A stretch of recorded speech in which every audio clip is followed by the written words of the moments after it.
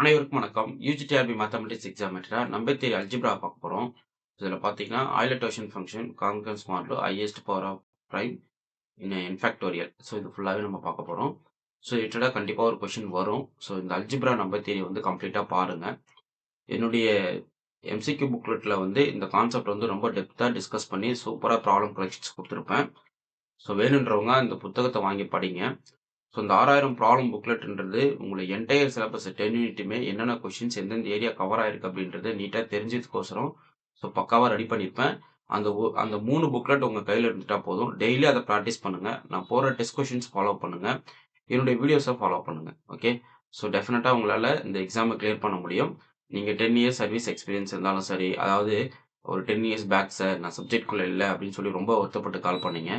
So அவங்களுக்கு நான் குடுக்குற கைடன்ஸ் என்னன்னா, நீங்க வந்து அந்த 3 புக்லெட் டெய்லி ஒர்க் அவுட் பண்ணணும். ஏன்னா, அது வந்து கொஞ்சம் நீங்க ஸ்கூல் ஸ்டாண்டர்ட்ல நீங்க ஒர்க் பண்றவங்களுக்கு ஓரளவுக்கு மேத்ஸ் டச் இருக்கும். புரிஞ்சுக்கிற தன்மை இருக்கும் இல்லைங்களா? ஸோ, இந்த யுஜிடிஆர்பி மேத்தமேட்டிக்ஸ் பாஸ் பண்றதுக்கு ஒரு 10த், 12த் கிளாஸ் எடுக்கிற நாலேட்ஜ் இருந்தா போதும்.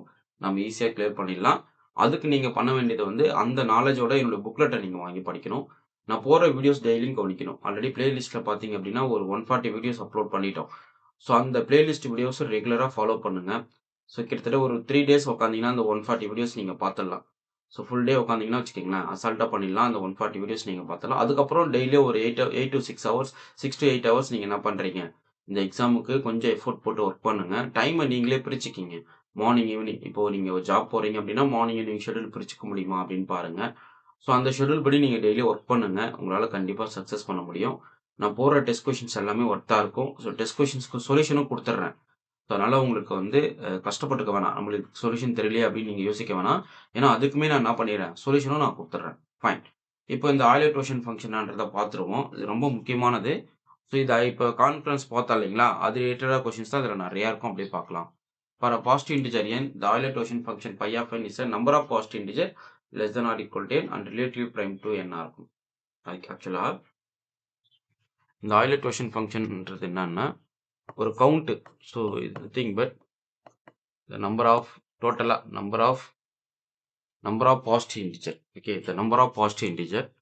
So n belongs to, so k belongs to எடுத்துக்கிறேன். So k belongs to z plus such a gcd of k, n வந்து 1 வரணும் and k is less than or equal to n ஆ இருக்கும். Okay, so இதான் definition.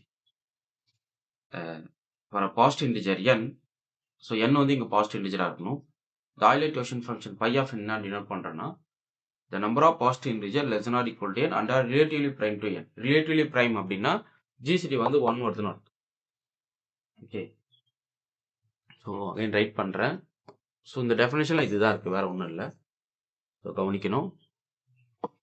So Euler function phi of n is nothing but collection of all k which belongs to z plus. ஏன்னா positive integers. Okay. such that GCD of k, n வந்து உங்களுக்கு 1 வரும். இந்த k is less than or equal to n ஆ இருக்கும். நீங்க collect பண்ற case எல்லாமே bounded by n வரைக்கும் தான் நீங்க எடுக்கணும். ஓகே, அதுக்கு மேல போகக்கூடாது. ஸோ இதில் எவ்வளோ கார்டினாலிட்டி இருக்கும், இதில் எவ்வளோ கார்டினாலிட்டி இருக்கும் அதுதான். The Euler Totient function is a number ஆஃப்னா இந்த செட்டுக்குள்ள எவ்வளோ கார்டினாலிட்டி கொடுக்க முடியும். இப்போ phi of 10 கேட்குறாங்க அப்படின்னு வச்சுக்கோங்க. ஸோ 10க்கு லெஸராக இருக்கிற கேஸ் கலெக்ட் பண்ணணும். GCD 1 வரா மாதிரி எது வரும், 1 வந்துடும். நெக்ஸ்ட் 3 வரும். நெக்ஸ்ட் 7 வரும்.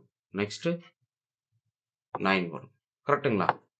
ஸோ 10க்கு லெஸரா வரணும். இந்த 10க்கு லெஸரா இருக்கிற பாசிட்டிவ் இன்டிஜர்ஸ் GCD 1 வரா மாதிரி. ஸோ GCD ஆஃப் 10, 1 நம்மளுக்கு என்னது 1 தான். GCD ஆஃப் 10, 3 என்னது நமக்கு 1 தான். அதே போல GCD 1 வரா மாதிரி நீங்க கலெக்ட் பண்றீங்க. ஓகே, ஸோ அப்போ புரியுதுல்ல? அப்போ phi of 10ன்றது set of all positive integers which are less than or equal to n and are relatively prime to n ஆ இருக்கும். ஓகே, புரியுதுங்களா? நெக்ஸ்ட், இப்போ ஒரு சிலதுக்கெல்லாம் நீங்க ஆய்லர் வேல்யூஸ் போட்டு பாருங்க. ஸோ டோஷன் ஃபங்க்ஷனோட வேல்யூ என்னன்றதை நீங்க சொல்லுங்க. ஸோ இப்போ வந்து எக்ஸாம்பிள் கொடுத்துருக்கேன். phi of 8ஓட வேல்யூ வந்து 4. என்ன ரீசன்னா 1, 3, 5, 7லாம் வந்து relatively prime and they are less than or equal to 8 are coprime to 8. Okay, so ஜென்ரலாக ஒரு எண் கொடுத்துட்டா நீங்கள் வந்து அந்த ஆயிலர் டியூஷன் ஃபங்க்ஷனோட வேல்யூ எப்படி கண்டுபிடிப்பீங்க அப்படின்னு பார்க்கலாம். ஸோ எண்ணை வந்து ப்ராடக்ட் ஆஃப் ப்ரைம் பவர்ஸாக எழுதுறீங்க.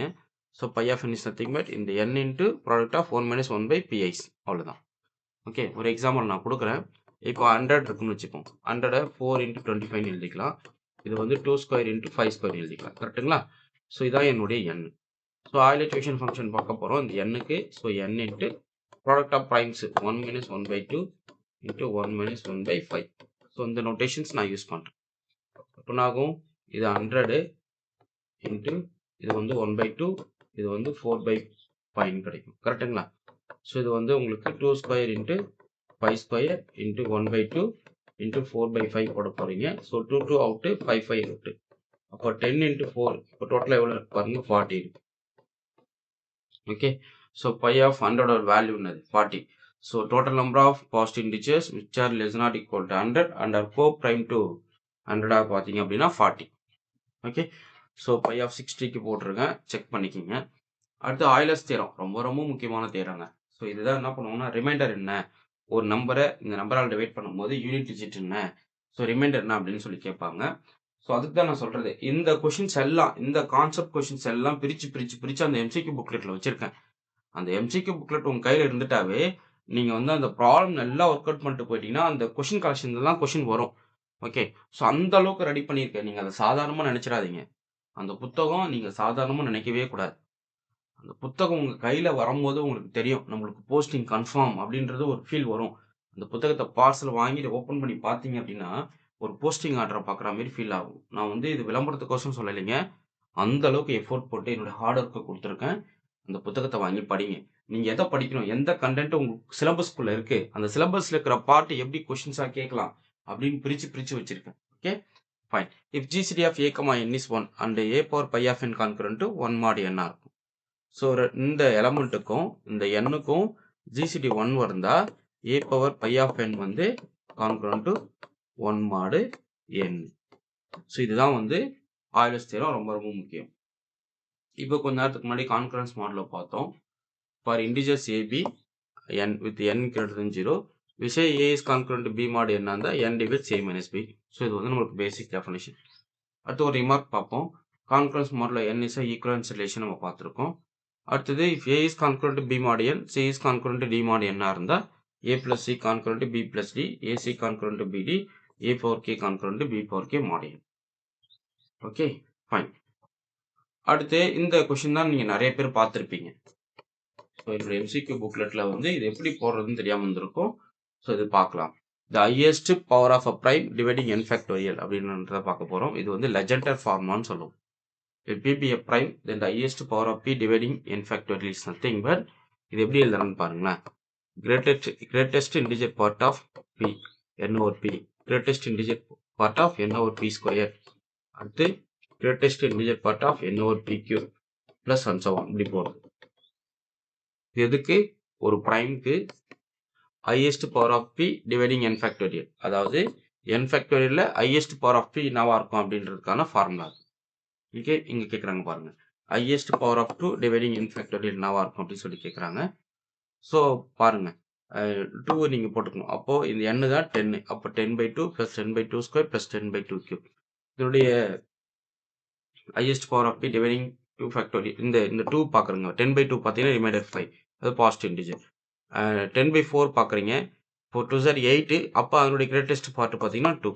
அடுத்து 10/8 பார்க்குறீங்க. ஸோ டிவைடிங் ஃபேக்டர் பார்க்கணும், ரிமைண்டர் உங்களுக்கு என்ன கிடைக்கும், 1 டைம்ஸ் தான் டிவைட் ஆகும். ஸோ கிரேட்டஸ்ட் இன்டிஜர் பார்ட் பார்த்தீங்கன்னா 1. ஸோ டோட்டலாக 5 + 2 + 1 டோட்டலாக நம்மளுக்கு என்னது 8. ஓகே, ஸோ இதுக்கு நீங்கள் சொல்லுங்கள் ஹையஸ்ட், இது அப்போது highest power of 2 dividing 10 factorial பார்த்தீங்கன்னா 2/8, அதாவது 1 × 2 × 3 × 4 × 5 × 6 × 7 × 8 × 9 × 10ன்னு ஸ்ப்ளிட் பண்ணுறீங்க இல்லையா. இதில் 2ஓட பவர்ஸ் எடுக்கிறீங்க. இது 2/1 இங்கே ஒன்று மாட்டோம், இங்கே ஒரு 2 ஸ்கொயர் மாட்டோம், இங்கே ஒரு 2 கியூப் மாட்டோம், அதுக்கப்புறம் இங்கே ஒரு 2 5 2 10 மாட்டிக்கும். இப்போ பவர்ஸ்லாம் ஆட் பண்ணுங்கள். ஸோ 3 6 + 1 வேறு எங்கே மிஸ் ஆகிருக்கு பாருங்கள், 3 2 6 இங்கே மிஸ் ஆகிருக்கு பாருங்கள், 2 × 3, அப்போ டோட்டல் என்ன வருது 8 வந்துடும். ஸோ இந்த ப்ரைம் ஃபேக்டர் மல்டிபிகேட்டரில் பார்த்தீங்க அப்படின்னா 2ஓட ஹையஸ்ட் பவர் பார்க்குறீங்க 8 தான் வருது. ஸோ அதுதான் இப்போ நம்ம கண்டுபிடிச்சிருக்கோம். ஓகே.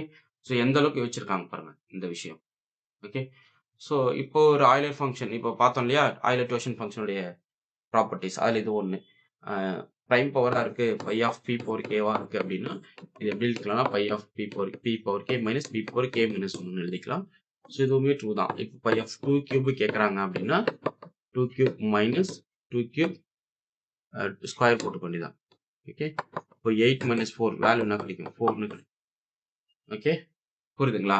ஸோ பை ஆஃப் 2 கியூப்னா பை ஆஃப் 8ஓட வேல்யூ வந்து 4. அதேபோல 3 கியூப் போட்டுக்கலாம், 4 கியூப். இது ரொம்ப இம்பார்ட்டன்ட். இதுவும் தெரிஞ்சு வச்சுக்கணும். நெக்ஸ்ட். ஸோ இப்போ பார்த்துட்டு வந்தோம். ஆய்லர் தியரத்தோட ஸ்டேட்மெண்ட் இது. ஸோ இப்போ ஒரு சில எம்சிக்யூஸ் பார்ப்போம். இது நீங்களே ப்ராக்டிஸ் பண்ணலாம். நான் சால்வ் பண்ணணும் அவசியம் இல்ல. ஸோ நீங்க போட்டு ஆன்ஸர கமெண்ட் பண்ணுங்க. இந்த புக்லெட் வந்து என்னோட டெஸ்ட் பேட்ச் சீரிஸ் குரூப்புக்கு ஷேர் பண்ணிடுவேன். பை ஆஃப் 36 என்ன? ஜிசிடி ஆஃப் 8,15 வந்து 1 வந்தா இது வந்து கான்கரண்ட் 1ஆ இருக்கும். ஸோ அதெல்லாம் நம்ம இப்பதான் பார்த்தோம். Euler function. அடுத்து highest power of 3 dividing 25 factorial. So 25/3 அடுத்து 25/3 ஸ்கொயர். அதுக்கப்புறம் எழுத முடியாது. ஏன்னா 27 போயிடும். அது 0 ஆயிடும்.